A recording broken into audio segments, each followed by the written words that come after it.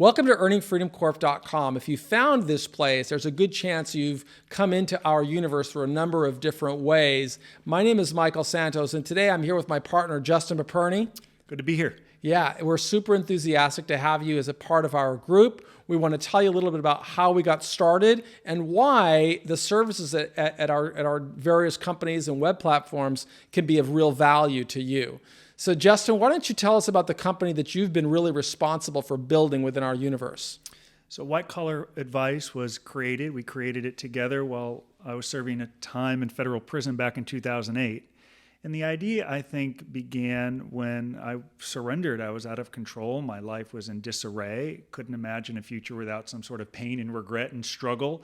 And I noticed so many of my fellow prisoners felt that same way and didn't feel as if they had a path forward. So working alongside you encouraging me to look well beyond federal prison and what I would like my life to look like, I began to make some better decisions in prison. And that started with documenting this journey and offering advice to people who were in the free world, but who someday may come into this foreign world of federal prison. So it started with these sorts of conversations and documenting it and having a goal, helping people emerge from this system more successfully. And that carried me through prison. And upon my release, you still had 4 years left to serve. In 2009, I really began working to build this company with your help.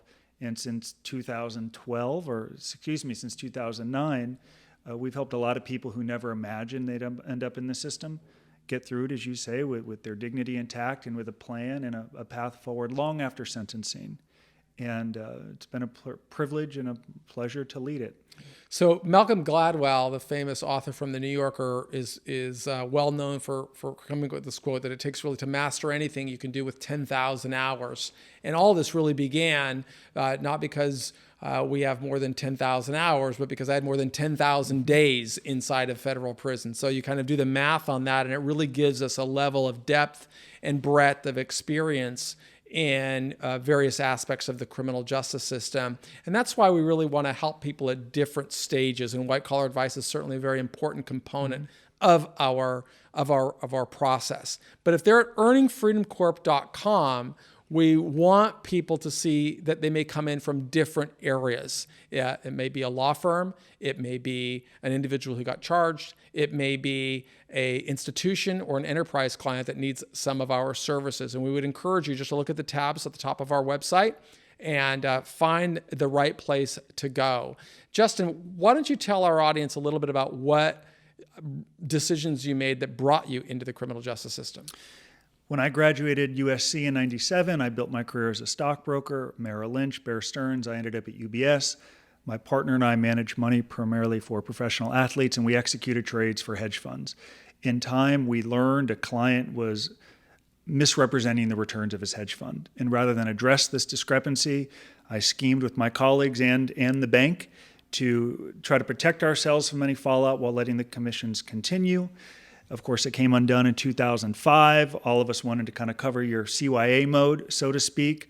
I made bad decisions, not working openly with my lawyer. Could never have imagined that I would end up embroiled in a government investigation. Didn't know how to respond, didn't know how to work with a lawyer, bought into a lot of the buzzwords and cliches, wrote a check to anyone who said they could help me, and spinning lies to everyone, including myself, took me on this path of living in denial and shame for more than 3 years, while others were making better decisions. My co-defendant was cooperating. My senior partner from UBS avoided an indictment altogether.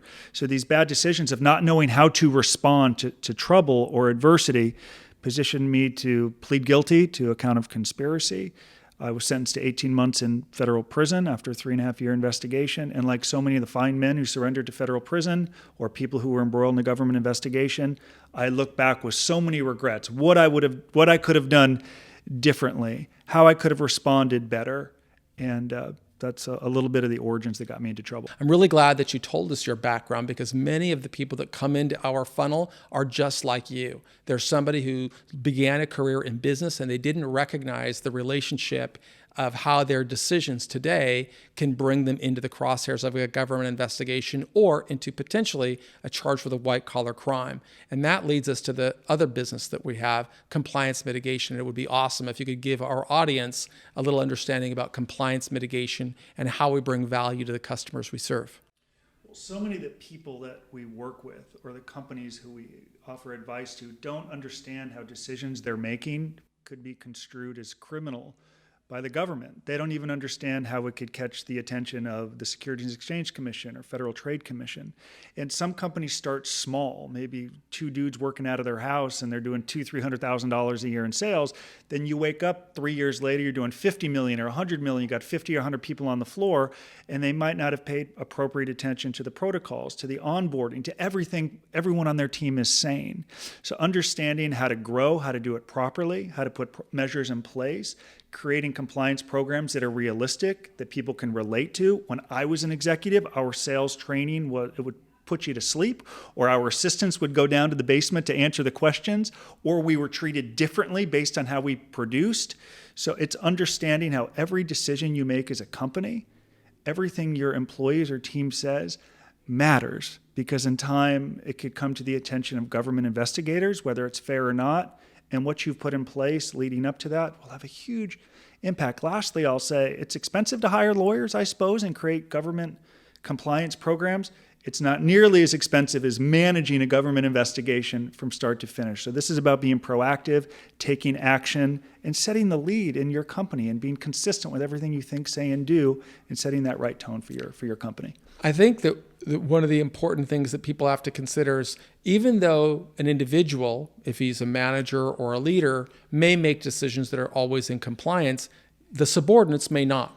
And one of the lessons that we strive to teach in compliance mitigation is helping people understand the concept of a deferred prosecution agreement and what can I do to put myself in the position of getting a deferred prosecution agreement in the event that somebody, a subordinate, makes a decision that is out of compliance or perhaps violates one of the statutes. And we have so many statutes in America in this era of big government that people don't even know how they're breaking the law. Have you had some examples in your business at White Collar Advice of working with people that didn't knowingly break a law, but somebody that worked for them did, and then they got accused of either with this accusation that they either knew or they should have known, and their lack of knowledge rose to the level of criminal negligence. Do you have anybody that you can give us an example of? The majority of people who reach out to our team didn't have bad intent and didn't fully understand how their actions or the actions of their subordinates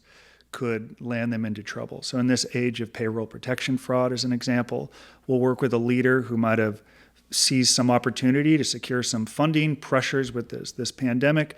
And in one case, a bookkeeper / accountant encouraged them to qualify for a loan or apply for a loan. And you could say fudging a little bit of the numbers under the rationalization. It's all going to be paid back. The money's going to be there and fund your payroll. You employ people after all. So giving into one rationalization or seizing one opportunity like that without considering how it can impact the rest of their life, their employees, their family, their payroll, and so on, leads to a government investigation. And they're now dealing with the fallout and the massive, and we could spend days and weeks talking about the collateral consequences that follow a criminal investigation. Even a civil investigation will wreck your week. So yes, we have scores of those examples, and many of them look back with a great deal of regret, begging and wishing for a do-over. And of course, do-overs don't exist. I think that every person who's running a business, whether they use a cell phone, whether they have an internet connection, whether they send an email, if they deal with consumers, they have to be thinking from the very beginning, how are my decisions exposing me to the problem of a government investigation? Because it's not only my decisions, but the decisions of my subordinates. So if I begin with that concept of I've got to think about those people, I've got to think about what can I do? And the reality, as we've experienced, is that the Department of Justice provides guidelines. Those guidelines will help an individual qualify for either a DPA, otherwise known as a Deferred Prosecution Agreement, or an NPA, a Non-Prosecution Agreement. That doesn't happen by accident. For somebody to qualify for a DPA, a Deferred Prosecution Agreement, they had better be able to make a persuasive and compelling case that they have done a risk analysis of their company. Where are the risk levels? Where are we vulnerable? And every industry is different. Somebody that runs a cosmetic store might have a different level of risk than somebody that runs a construction company, which may have a different level of risk than somebody that owns a finance company or somebody owns a telemarketing company. All of these have different risk levels. And a business owner has to be thinking about, well, what steps have I taken to understand that risk? Number two, if they understand the risk, they've got to create a training program. And that training program should help consumers, should help stakeholders, should help employees, should help third-party vendors, should help suppliers really understand what are they doing and what are best practices, and have some training programs in place. Those training programs need to be measurable. Those measurable programs we need to document. And finally, we need to demonstrate that people are going through them and their compensation is tied to these different training. And if so, an individual does that, they have a much stronger case of qualifying for a deferred prosecution agreement. That's what we try and do with compliance mitigation, which is one of our second companies, White Collar Advice, Compliance Mitigation. We have our third, Prison Professors. Why don't you tell us the way that Prison Professors brings value to our audience? Prison Professors has a treasure trove of content. If someone is looking to prepare for prison, for sentencing, how to master life in federal prison, to emerge successfully with a network, with a reputation, with a potentially new career, Prison Professors is the best place to go. And if you like to read blogs, guess what? Hundreds of blogs to digest. If you prefer videos, more than 1,000. You want to learn from what federal judges have told us they value at sentencing, you simply need to go to the Prison Professor YouTube channel.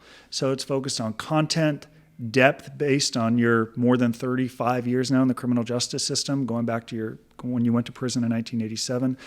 So it's all out there. And as you frequently like to say, it's on you to do the work. It's on you to invest the time. We can't work harder than you. But Prison Professors is an educational platform that I think is unmatched. And it's right there for you to digest and go through and take immediate measurable action. So it's useful to not only a defendant, but the family members of a defendant, for the law firm that represents the individual who's going through the system. It's really just helping people understand every element, because there are many different strategies that somebody goes through with regard to mitigation. A person needs to think about, first of all, the charging decision. A person has to think about how the plea process, the pre-sentence investigation report, the sentencing proceeding, the mitigation strategies while the person's inside, the strategies that the person's going to go through on the way out, the ways to recalibrate their life and rebuild their business. At Prison Professors, they're going to get all of that information, and we want to give them as much as we possibly can. I want to share two recent stories with Prison Professors I think are relevant, because you mentioned lawyers and a family member.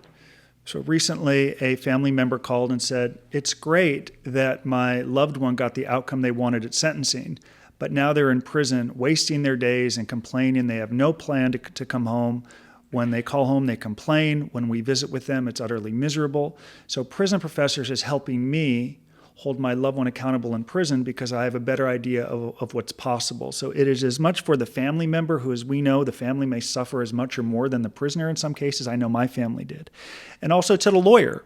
I had a lawyer essentially call and apologize and say, this resource is so great because I used to tell my clients things about prison that were wrong, and I shouldn't be billing them to tell things about prison that are wrong. And Prison Professors is a wonderful resource because they get a real glimpse of what prison is like. And of course, everyone on our team has extensive experience with the system, from the penitentiary to the high to the medium to the low to a camp. So it's real content that's practical, and it's written in a way like it's not happy talk, it's not cliche and platitudes. It's if you want to be successful, here's a plan. The onus is on you to do the work. So Mike, we've discussed White Collar Advice, compliance mitigation, Prison Professors. I'd love it if you'd spend some time talking about our new venture, Earning Freedom Law.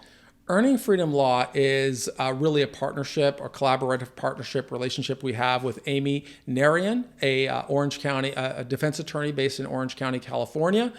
She's really a supporter of our work, and so anytime we have anything to do that requires a lawyer, we would work collaboratively with Amy, and she can handle that level of expertise, of subject matter expertise as a licensed attorney. There's one other that I think we almost left out, and that's our nonprofit at Prison Professors, where we work to help formerly incarcerated people transition into the job market and also spread awareness on really the danger of a growing mass incarceration system, where we're bringing more people into the system that could better be handled in civil litigation and civil matters, but are brought into the criminal system. And we try to spread more awareness on what we can do better. And that's what we do at earningfreedomcorp.com. So we're glad that you're here. We hope that you will find the right platform for you, whether it's on the internet, websites, or whether it's on our YouTube channels or our podcast. We produce new content every day. As we like to say, we did the time, so you won't have to.